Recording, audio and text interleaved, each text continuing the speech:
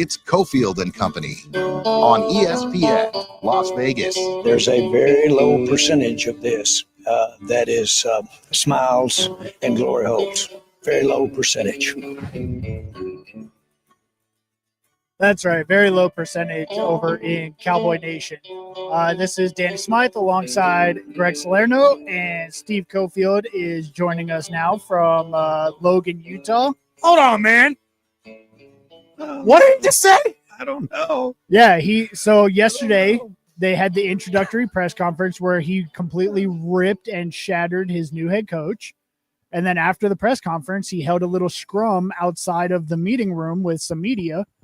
And he said there's going to be little bits of smiles and glory holes for the Cowboys. Lordy. Wow. Jerry The subconscious slipping in for Jerry over the years and all the times he's enjoyed one of those.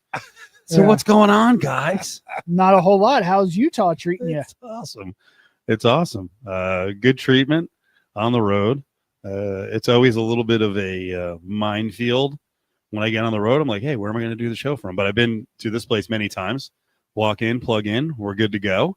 I think we're good to go the whole way. I appreciate both of you guys being there. This is going to be a good show with 3 different voices, Salerno and Danny and myself and then Griff. We got some good guests coming up.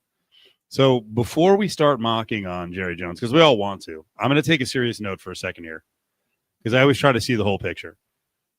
I have been really lucky, and I'm much older than Danny and a little older than Greg. I've been really lucky, or maybe I was shielded from it. I don't remember my grandparents being senile or kind of like going off into the other world where you're like, I don't know what they're saying. They don't know what's going on. They don't know where they are. And it's not something I mock on because I feel terrible. And it could be coming from me. Both of my parents are still alive.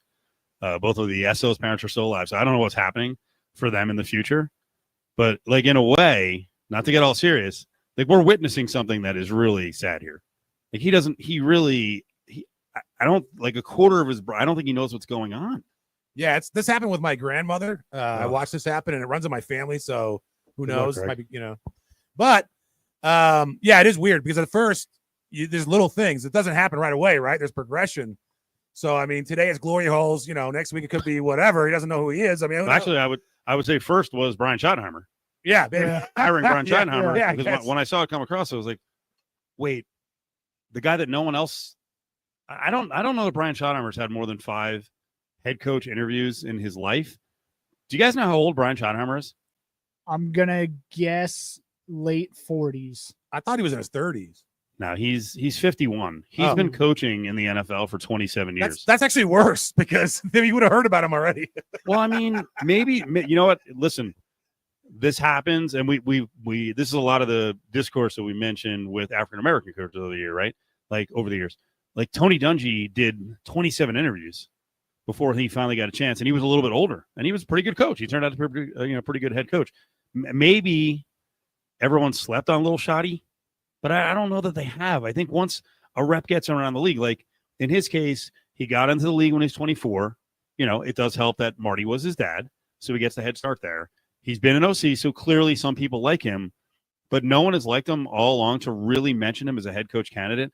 And then the team he gets the job with is Jerry Jones, the place where, they've had weird guys like Dave Campo as head coach. And if you look at the 30-year run here, the 29-year run, not making an NFC championship game, they've had a laundry list of those guys where you're like, wait, could that guy get a head coaching job anywhere else? Yeah, and we might already even be seeing it running in the Jones family because Stephen Jones had quite the comments yesterday. He needs to learn how to use air quotes is one thing that we also learned. Wait, what happened there? So in his press conference, he talked about the drought and he used air quotes about the drought, kind of saying that it's not real. Right. It's a drought. No, it's real. It's not someone's interpretation of 29 years away from the NFC Championship game. Right. Hey, that's their take on that. But the way that he said it was oh yeah, and some people are calling it a drought that we haven't been back to the NFC Championship game. And it's you didn't even use the air quotes when you said drought. Are you using it on NFC Championship? What's going on? He's like, who wants an NFC Championship game anyway? Air quotes. And then he said some of these teams are going out to get these dynamic offensive coordinators for first-time head coaches, but we have a better one here in Dallas. No, you don't. No, we don't. No. He Little Shot, he has had many OC jobs, so he obviously does a decent job. It's just, this is kind of what we expected. Like nothing happened for the longest time, and then they rush everything, and then listen, the Saints might blow it. The Saints have the last opening, right? Yeah. The Saints might blow it, but I think the Saints are in a catbird position here because they've been able to sit back. They've been able to interview everyone. I think their backup choice is a guy who's got, whatever he's got, 180 wins in his career, in Mike McCarthy. And if they want to go for that's when you use the air quote. Did he use the air quotes on the hot shot young offensive coordinator? He didn't use it then? I believe he did, but I don't know the exact timing of his air quotes. Yeah. Well, I want to examine later on in the I don't know when the hell we put it on the rundown, but the hire that might fail the strongest, like the worst hire. I don't want to be mean, but that's what we do on Sports Talk Radio. Like the one where you're looking at and you're like, this is tough. And then right now for me, Dallas is on top of the list. I don't understand the move, and it's just for Cowboy fans. And we've talked about it with Willie. Like Salerno, you're an Eagles fan. Danny, you are Cowboys fan. Okay, right. We've got a division that's got two messed up clubs, and then two clubs that seem to be on the upswing, unless Greg wants to argue that one. How much I didn't get to hear the opening 15 minutes. Was Greg just pile driving, just dropping freaking Dusty Rhodes' elbows or the people's elbow on the former Skins? I just think that the R words, the narrative coming into me, I thought it was a bad week for the national media. Let me just say that, because the narrative coming in was ridiculous. The Eagles were favored. They made it seem like Washington was favored. And then after the game, I heard two guys in the national media yesterday, one of them being, I actually like Chris Broussard, but he was yesterday being like, well, it was kind of close. They dropped 55 on him, dude. Like, I don't even – what do they have to do for it not to be a close game? 32 is not a blowout? I don't know. I just thought it was a bad week for the media, and I feel like me being an anxious fan, like it makes me always think the Eagles are going to lose. They were a way better team. It wasn't even close. They're much better, yeah. But I will say, since Danny's Cowboys, they're putrid. I'm Jets fan. They're putrid. Bears might be good. I don't know. Ben Johnson seems like a weirdo to me. Really turned on that guy. The three of us are the ones to lean on the narrative going into the game. Danny, did you feel like people were picking against the Eagles? Because I didn't see that. Now, maybe, Greg, you might be focusing on like the four people who were doing it. You're like, the media had a bad week. I didn't have a bad week. Danny, you have a bad week last week? Sunday was a bad outcome for me on both sides. Wait a second. You're in the media. You lost money doing it? There you go, Greg. The only one I lost money on was the Bills. I really thought this was going to be Josh Allen's year, but I was deep down as a fan of the Cowboys. I was rooting for the Commanders. All right. Well, no. That's not what we were setting up.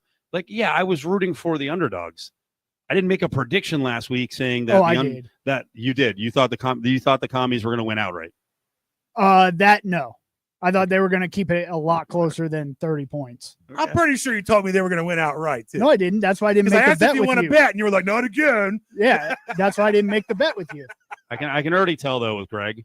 Yeah. Here's what we're leading to is 2+ weeks of it's us against the world and no one believes in us. Yes. In what I would call two of the most dominant franchises, if not the most dominant franchises of the last 10 years, but it's us against the world and no one believes in us. You can't have both.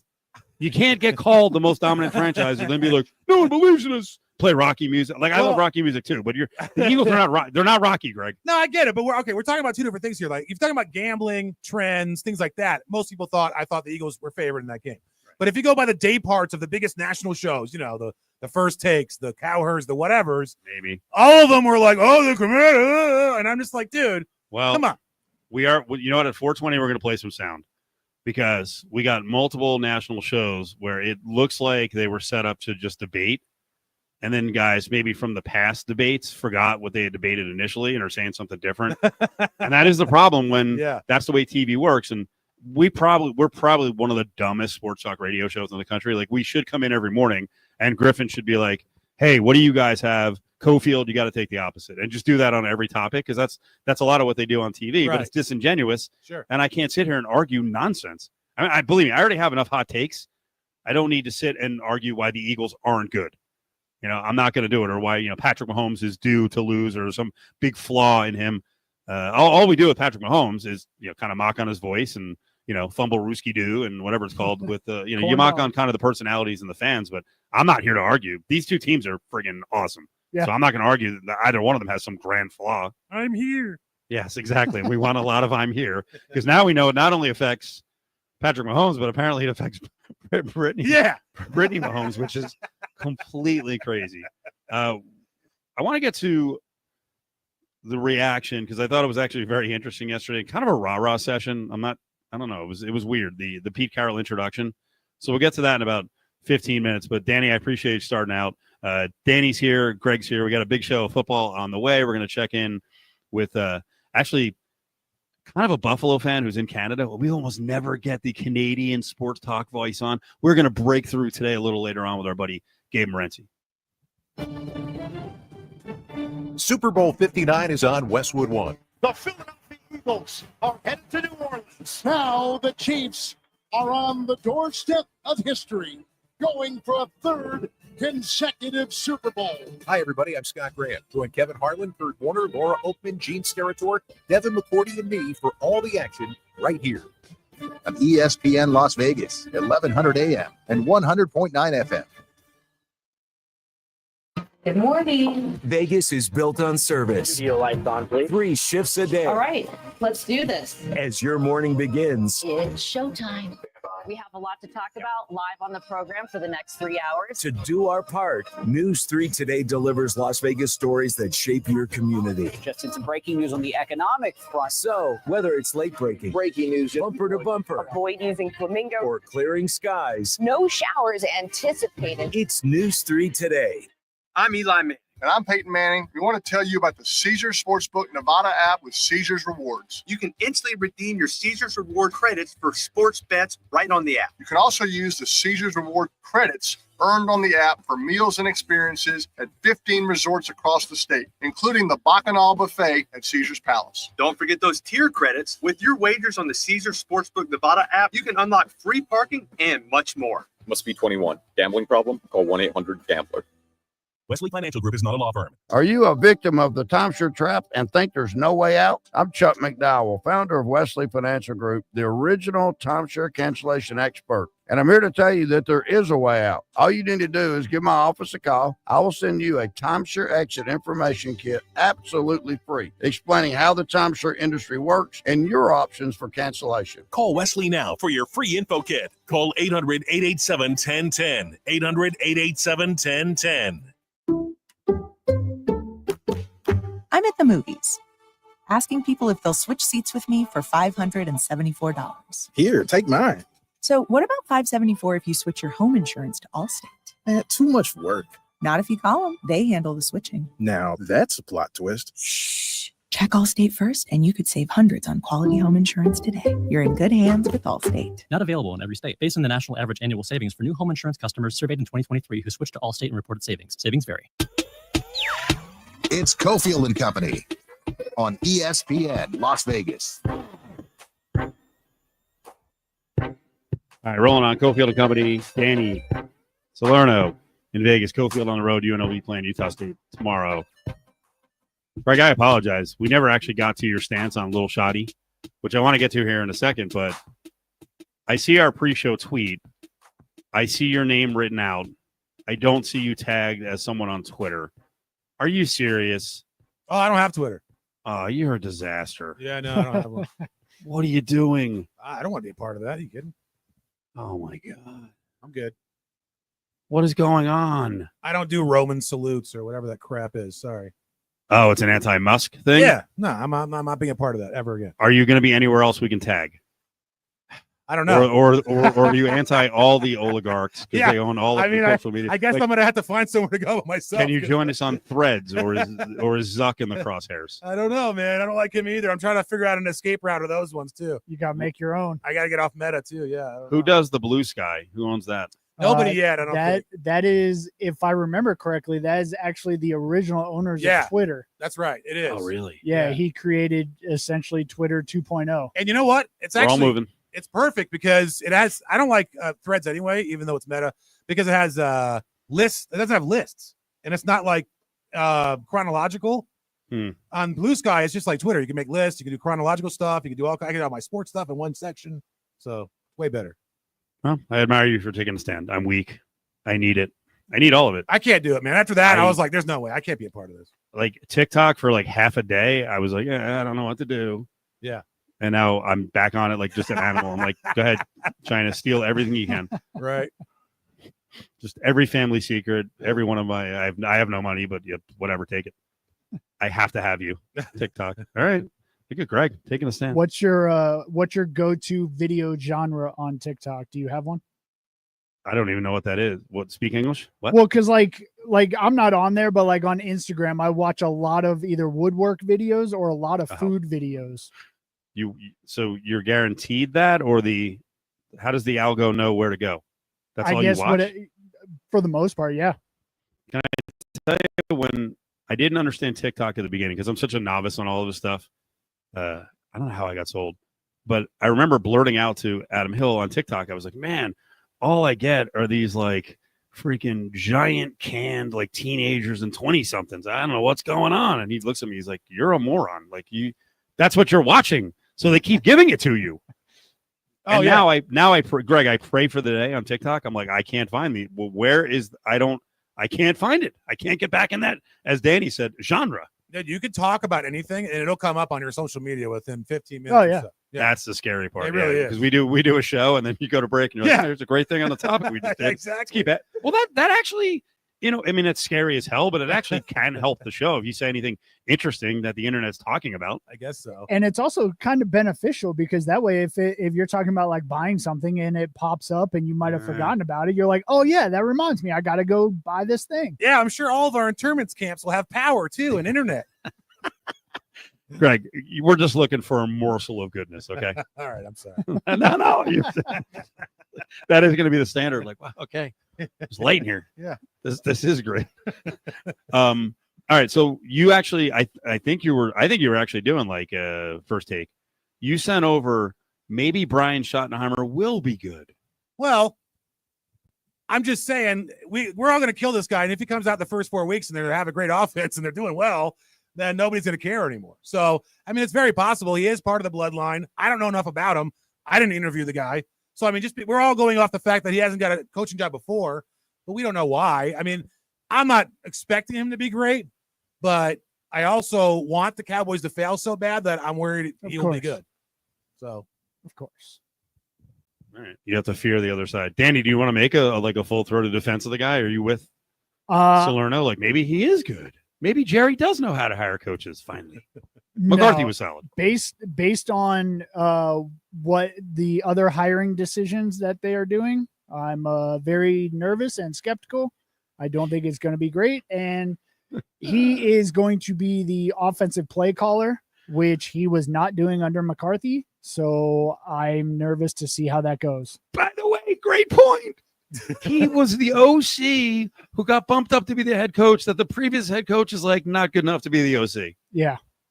But that could actually help though, because you got a different guy calling plays now. So maybe they'll be better. Little shoddy equals Eric Bieniemy. And look at where Eric Bieniemy is now, except that his dad is not Marty Schottenheimer. That's a good point.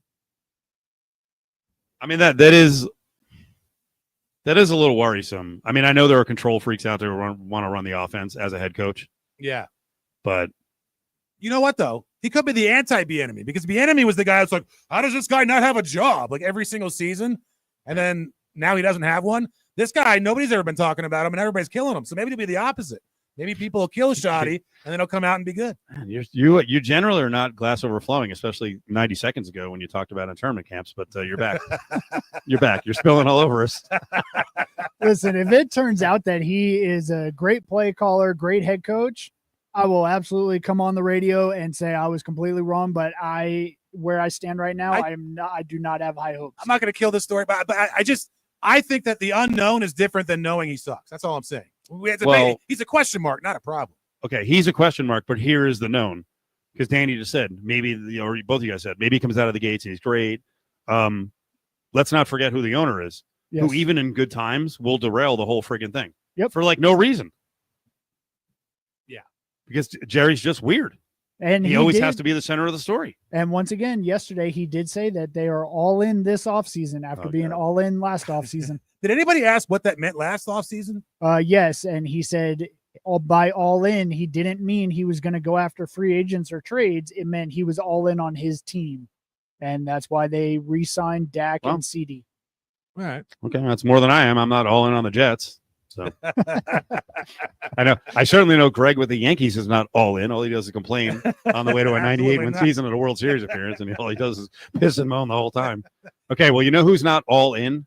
One, Jimmy Butler's not all in on the Heat, and Pat Riley ain't all in on Jimmy Butler. Another suspension. It's unbelievable. I here's the thing with Jimmy though is like I'm normally on the, and I know you are too, Steve, Danny. I'm not sure. I'm usually on the player side and these kind of things. You know, when these things happen. I don't know what Buckets is doing here, man. Jimmy's being a weirdo. Like, I can't really defend him on this. And then, unfortunately, what he's doing is then being applied to most of the NBA. Like, they're all like this. No, they're not all like this. It's also being applied to and projected on millennials. They're all like this. No, they're not all like this. The most mystifying thing I've heard the last few days, like I love when Shaq and Barkley and Kenny go at it. Kenny, to a certain extent. Shaq the other night, it was like a 4-minute argument about how I better get mine. And he's talking for Jimmy Buckets, but that's all he kept saying over and over and over again. Play this. You know what? At 35, what if I tear a knee and get hurt? You still gonna make $50 million? You got $50 million coming, bro. I want more. Man, you keep talking 2 years. What about year 3, 4, 5, and 6? I want more. Because if you were that good at that time, your extension would have been longer. No, you signed a deal that you thought was great at the time. And the I want more, he said it 17 times. That's an awful take. Okay, I want more. By the way, you know what? I should have told you this. We probably don't have it on the Commodore 64. Griffin, do you have Shane Gillis doing Andre the Giant? I know it's a random ask. We played it a million times in the past. That's what Shaq sounded like on this, where he's like, I want more. And it was this Andre the Giant voice where you're like, my God, Shaq is kind of scary. Even if he makes no sense, you're like, oh, okay, Shaq, here. Also, they mentioned years 3, 4, 5, 6. Like he's 35. He's not playing more than another 3 years. And I don't even think the problem isn't really that what he wants. The problem is how he's acting. I mean, did you see some of the shots he's taking during the game and stuff? It's like, what are you doing? Like, barely given the effort. Yeah, min effort. It's obvious.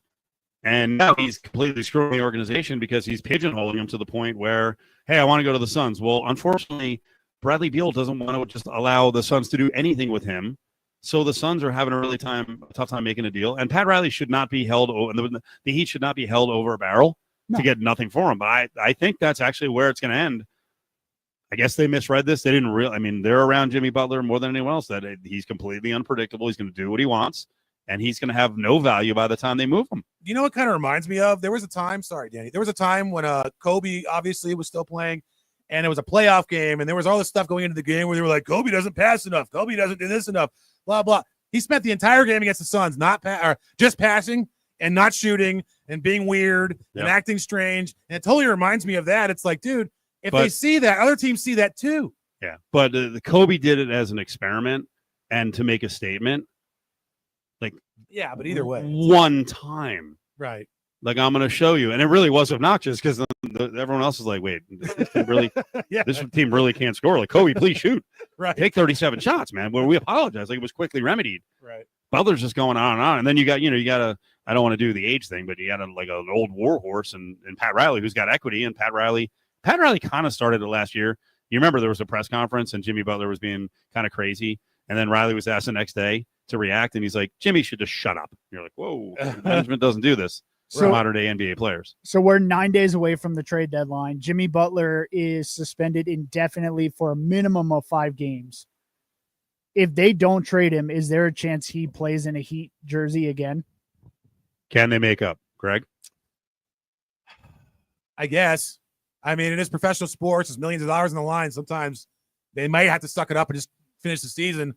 I don't think it's likely though, only because Pat Riley, I feel like he's pretty prideful there, and I don't think he wants Jimmy to play for them anymore. Yeah, and these minimum 5 games, it's all unpaid. Did you miss the arena? No matter what you do, that guy is outperforming whatever. Well, I mean, your if definition